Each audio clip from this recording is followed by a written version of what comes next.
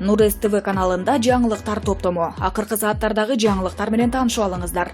Биздин каналга жазылып, видеого лайк басып, жаңылыктар менен өз убагында кабардар болуп туруңуздар. Алактан баш коргоо чарасы өзгөрүп, үй камагына чыккан Өмүрбек Текебаев азыркы бийликке ода айтуу менен алек. Чүй дегенде эле тарыхый кадамдарды мен эмес, Мадумаров эмес, Сооронбай Жээнбеков жасап жатат деп коңгуроо какты. Аз өтпөй мен саясий күчтөр менен, анын ичинде азыркы бийлик менен да иштешүүгө даярмын деп куйругун бултактатты. Демек Текебаев азыркы бийлик менен ачык сүйлөшүп, шерттешип алып абактан чыкты деген бүтүмгө келсек болот. Эми негизги маселеге кайрылалы. Талгарбековго, Бектур Асановго, Кубанычбек Кадыровго арналган Азаттык Өмүрбек Текебаевге, Дүйшөн Чотоновго берилген ырайым жалгыз Садыр Жапаровдон буйтап жатканын кандай түшүнөбүз? Садыр Жапаровдун соттук ишине тиркелчү барымта маселесине байланышкан маселени жокко чыгаргыла деп Ысык Көл облусунун экс-губернатору Эмилбек Каптагаев башкы прокурорго чейин кайрылды. Бул пикирин ал киши сотто да айтып, соттук отурумда расмий билдирди. Андан кийин кечээ жакында эле менин Садыр Жапаровго эч доом жок деп жалпы калайыкка кайрылды. Мына ушул негиздердин аркасы менен эле Садыр Жапаров жок дегенде буга чейин жатак абагына которулушу керек эле. Апасы, атасы жакында уулу бул дүйнөдөн өтүп кетти. Оор кайгы башында турат. Ак жеринен абакта отурганы айкын деле болуп калды. Бийлик акыйкат болсо Жапаровду абактан чыгарып жиберсе болмок. Тилекке каршы антпеди. Биздин баамыбызда жеке адамдын тагдыры менен ойноп, саясий баталияларга туштап, жеке герд башына упай топтош үчүн президент саясий өңүттү күтүп жатат шекилдүү. Акыйкатка келе турган болсок, бүгүнкү күнү Садыр Жапаров анчейин коркунучтуу фигура эмес, канча жылдан бери чоң саясаттан алыстап, бир эмес 3 трагедияны башынан өткөрүп, азыр өз алапайын таппай турган мезгил. Финансылык базасы деле чектелүү, эң негизгиси сот жообуна тартылган деген шырма жабышып калды. Бийликтин күткөнү эле ушул болчу. Тилекке каршы азыркы бийлик эгер Садыр Жапаров эркиндикке чыкса, Кумтөр компаниясы менен болгон сүйлөшүүлөргө каскак болот деген гана кооптонуу менен бошотпой жатса, аны абакка кармоо зарылчылыгы бүгүн жокко чыкты. Алмаз Темирбек уулу, Булаков Абула.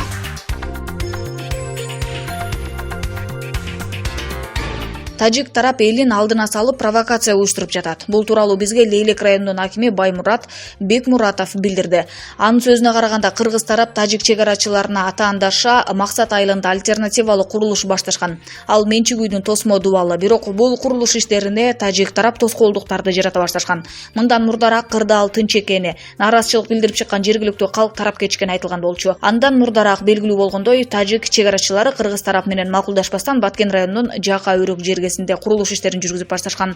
Мындан улам нааразы болгон жергиликтүүлөр чогулган болчу. Ал эми маселени такташуу боюнча эки тараптын чегара башчылары сүйлөшүп жаткандыгы айтылган. Булак Назар Ньюске эже.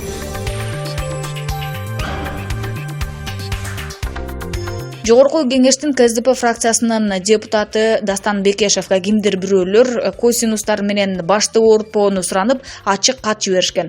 Ачык каттын сүрөтүн эл өкүлү социалдык тармактагы баракчасына жүктөп койгон. Анда акылдуу шайлоочу деп астына жазып койгон бейтааныш адам депутатты мати ичим деген ичүүгө чакырган. Дастан браттан косинус, шмосинус менен башты оорутпачы, кел андан көрө чын жүрөктөн мати ичелик деп жазган бейтааныш киши.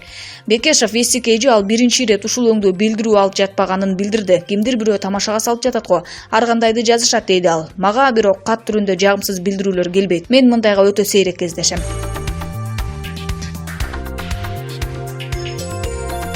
Бүгүнкү күндө латын алфавитин өтүүнүн кажети жок. Бул тууралуу президент Сооронбай Жээнбеков мамлекеттик тил боюнча улуттук комиссиянын төрагасы Назаркул Шекеевди кабыл алып жатып билдирди. Өлкө башчынын маалымат кызматынын билдиргени боюнча, жолугушуу 16 сентябрь күнү Кыргыз Республикасынын мамлекеттик тили жөнүндө мыйзамдын кабыл алынгандыгынын 30 жылдыгына карата өттү. Ишекеев аталган мааракеге карата өткөрүлүүчү иш-чаралар тууралуу айтып, 2014-2020 жылдары мамлекеттик тилди өнүктүрүүнүн жана тил саясатын өркүндөтүүнүн улуттук программасындагы чараларды ишке ашыруу боюнча маалымат берди. Президент Сооронбай Жээнбеков өлкөнүн күнүмдүк турмушундагы мамлекеттик тилдин өзгөчө ордун белгилеп, тил саясаты мамлекеттик саясаттын актуалдуу жана маанилүү багыт экенин баса белгиледи. Ошол эле учурда мамлекеттик тилди күнүмдүк турмушта гана пайдалануу менен чектелбей, бардык тармакта кеңири пайдалануу зарылдыгын эске салды. Мамлекет башчысы акыркы мезгилде коомчулукта талкууланып жаткан латын алфавитин өтүү маселеси боюнча пикирин билдирди. Анын айтымында, латын алфавитин өтүүнүн кажети жок. Биздин маданий, илимий потенциал кириллицага негизделген шартта калыптанып, ийгиликтерди жаратты. Биз ашыкча талкууга убакыт коротпой, колдогу мүмкүнчүлүктөрүбүз менен максаттарыбызды ишке ашырып, өнүгө беришибиз керек, деди Жээнбеков. Президент мындан тышкары кыргыз тилинин кадыр баркын өнүктүрүү, коомдун бардык чөйрөлөрүндө өзгөчө мамлекеттик башкаруу системасында кеңири колдонуу абзел экенин айтып, илим, билим, маданий жана экономика тармагында мамлекеттик тилди киргизүү негизги милдет экенин кошумчалады.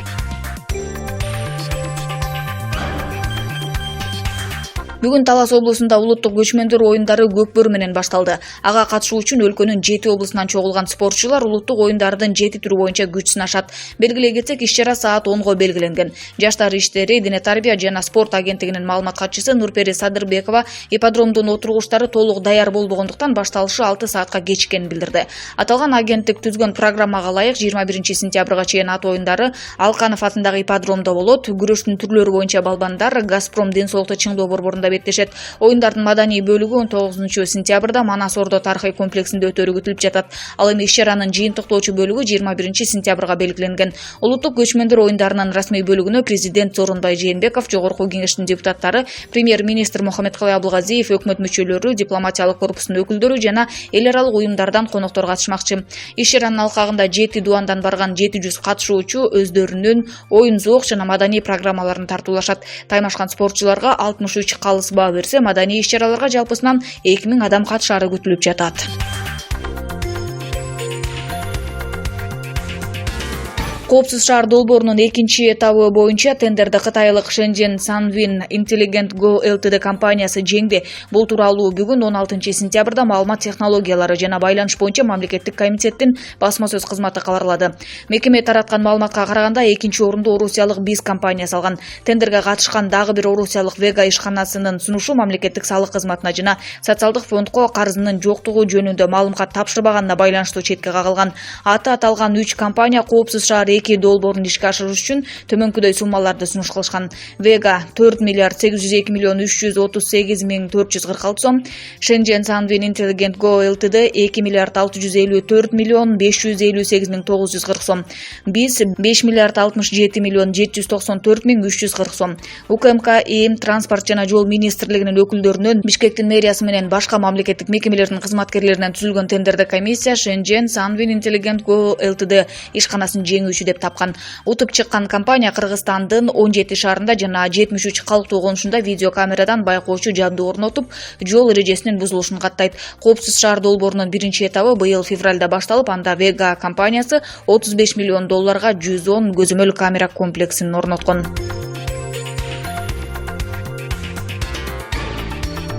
Лейлик районунун Катраң айылдык кеңешинин төрагасы Сапарали Бөрүбаев кыргыз-тажик чек арасына байланыштуу акыркы окуялар боюнча Ички иштер министрлигинин Бишкектеги 10-чу бөлүмүнө экинчи жолу суракка кирип баратканын Азаттыкка билдирди. Ал 15-сентябрда да суракка алынганын, анда кыргыз-тажик чек арасынын айланасындагы окуялар боюнча суроолор болгонун айтты. Ички иштер министрлигинин басма сөз кызматы бул маалыматты тактоого убада берди. 14-сентябрда Сапарали Бөрүбаев жарандык активист Айбек Бузурманкуловдун Facebook'тагы баракчасы аркылуу түз эфирге чыгып, Лейлик району жана Баткен облусунун 3 айыл өкмөтү анклавда калып калуу коркунучунда турганын айткан. Ошондой эле кыргыз-тажик чек арасындагы такталбаган жерге тажик тарап таш төгүп, пост курганы жатканын билдирген. 14-сентябрда Тажикстандын жарандары Лейлик районунун Максат айылы менен чектешкен Баткен районунун Жака өрүк участогуна тактала элек аймакта курулуш ишин баштаган. Буга нааразы болгон кыргыз жарандары ошол аймакка чогулушкан. Чатактын алдын алуу максатында эки мамлекет ортосунда чек араны кайтаруу күчөтүлгөн тартипке өткөн. Кыргызстандын мамлекеттик чек ара кызматы бүгүн 16-сентябрда тараткан маалыматка караганда, Тажикстан Баткен районунун Жака өрүк жергесиндеги такталбаган кыргыз-тажик чек ара тилкесинин аймагында кыргыз тарап менен макулдашылбаган курулуш иштерин жүргүзүүнү улантууда. 16-сентябрда Баткен районунун Самаркандек, Аксай, Актатыр айылдарынын жана Лейлик районунун Лейлик айыл аймактарынын жергиликтүү кеңешинин депутаттары менен облус жетекчиси Акрам Мадумаров жолугушту.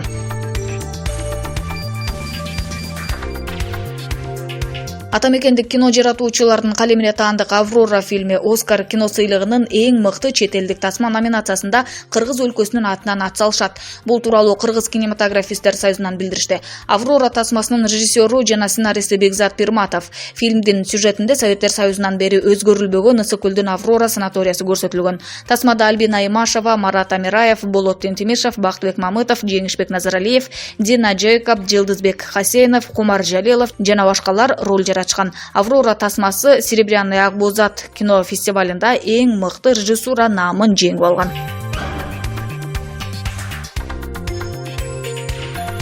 Бишкек шаардык ички иштер башкы башкармалыгы адвокат Икрамидин Айткуловго карата алдамчылык беренеси менен козголгон кылмыш ишин тергеп бүтүп, ишти Бишкек шаарынын Октябрь райондук сотуна өткөрүп берди. Бул тууралуу Азаттыкка шаардык милициянын басма сөз кызматы билдирди. Маалыматка караганда, ага байланыштуу алдамчылык беренеси менен дагы бир иш боюнча сотко чейинки өндүрүш иши жүрүп жатат. Айткулов 22 августта Бишкек шаардык милициясынын тергөө абагына камалган. Ага каршы жергиликтүү тургун 2018 жылдын сентябрында арыз жазып, $5,5 миң алдап кетти деп айыптаган. Адвокаттын 32 жаштагы уулу Азамат Айткуловго да алдамчылык боюнча шексин алып жатканы жөнүндө расмий кабар таратылган.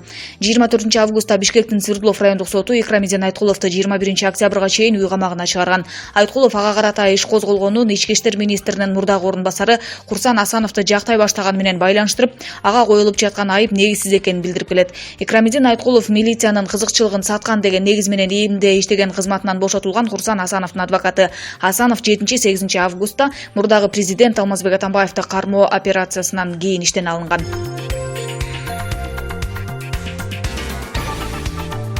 Энергетика тармагындагы эксперт Эрнест Карыбеков жатак абакка которулду. Жактоочулардын өтүнүчү канааттандырылды. Бул тууралуу 24 KG агенттигине саясий туткундарды коргоо боюнча комитеттен билдиришти. Маалыматка ылайык, буга чейин Эрнест Карыбековду жатак абакка которуудан баш тартышкан. Жаза аткаруу мамлекеттик кызматынан билдиришкендей, жаза кодексинин жаңы редакциясы боюнча ал 2020 жылдын күз айынан кийин гана шарттуу түрдө бошун алмак. Бирок Эрнест Карыбеков жаңы редакция күчүнө киргенден кийин арыз менен кайрылган. Бул жолу юристтердин далили кабыл алынып, Эрнест Карыбеков жатак абакка которулду.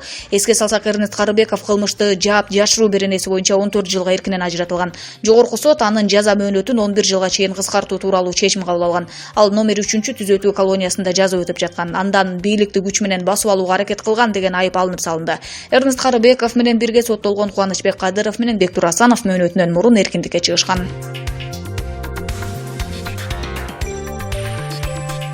14 сентябрда Кыргыз-Тажик чек арасында тажик тарап такталбаган жерге курулуш ишин баштаганы тууралуу маалымдалган.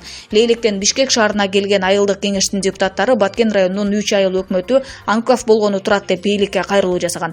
Мамлекеттик чек ара кызматынан аталган аймактагы абал туруктуу деп маалымат тараткан. Ал эми чек ара маселеси боюнча жооп берген вице-премьер-министр Жеңиш Разаков расмий түрдө билдирүү жасабаганы коомчулукта сындалып жатат. Мындан улам Супер KG порталы Кыргыз-Тажик чек арасынан такталбаган аймагында коңшу өлкө курулуш иштерин 3 күндөн бери жүргүзүүдө. Эмне үчүн чек арага жооп берген вице-премьер ушул убакка дейре үн ката элек деген суол салды. Жогорку кеңештин экс депутаты Равшан Жээнбеков күндөн күнгө чек арада чатактар көбөйүп жатканын белгиледи. Чек ара маселеси бизге Тажикстанга окшогон кедей, авторитардык, коррупциялашкан мамлекеттер үчүн оор, татаал көйгөй болуп эсептелинет. Эгерде бул маселени көптөн бери президент өзү жеке көзөмөлүнө алып, өкмөт, укук коргоо органдары кийлигишип чече албай жатса, бул бийликтин көйгөйдү чечүүгө потенциалы түгөнүп баратканынын далили. Анткени күндөн күнгө чатактар, конфликттер көбөйүп жатат. Элдин чек ара маселеси боюнча нааразычылыгы күчөп жатканда бийлик көңүл бурбай, чечпей отурса, алар буга кызыктар эмес же колдорунан келбей калды, дейт Жээнбеков.